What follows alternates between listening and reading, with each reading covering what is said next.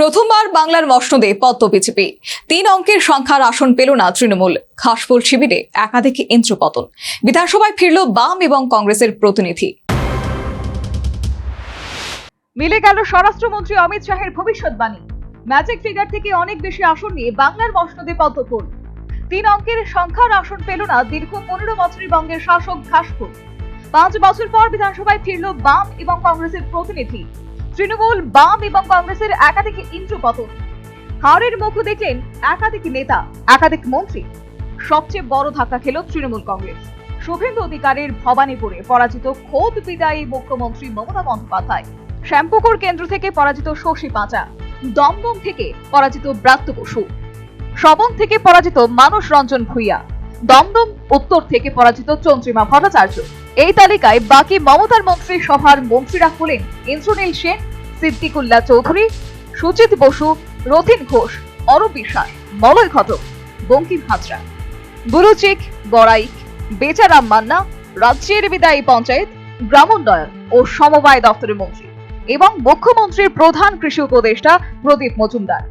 বিদায়ী উত্তরবঙ্গ উন্নয়ন মন্ত্রী উদয়ন গুহ, বিদায়ী উত্তরবঙ্গ উন্নয়ন মন্ত্রী উদয়ন গুহ, বিদায়ী বনমন্ত্রী বীরবাহা হাসদা সহ আরো অনেকে। জেল খেটে আসা বালুকে তার কেন্দ্রে প্রার্থী করেছিলেন মমতা। 3 বারের বিধায়ককে এবার প্রত্যাখ্যান করলেন হাওড়ার জনগণ। শিলিগুড়ি কেন্দ্রে বিধানসভা নির্বাচনে হারের রেকর্ড করলেন মেয়র গৌতম দেব। জিততে পারলেন না হাত শিবিরের সর্বভারতীয় নেতা অধীর রঞ্জন চৌধুরী, বামেদের বিকাশ রঞ্জন ভট্টাচার্য, মীনাক্ষী মুখোপাধ্যায়, দীপশিতা ধর।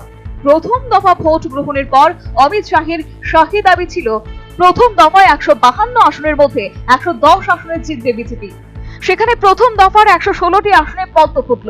রাজ্যের মোট 294টি কেন্দ্রের মধ্যে 200-র বেশি আসন মোদী শাহের ঝুলিতে।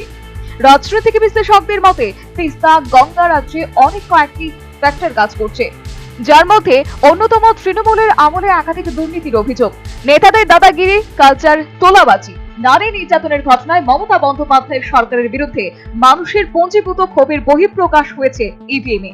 সবশেষে গণনা কেন্দ্র থেকে বেরিয়ে বিস্ফোরক অভিযোগ করেন মমতা বন্দ্যোপাধ্যায়। তিনি বলেন, আমাকে ধাক্কা দিয়েছে, আমাকে মেরেছে, এটা নৈতিক নয়, অনৈতিক জয়।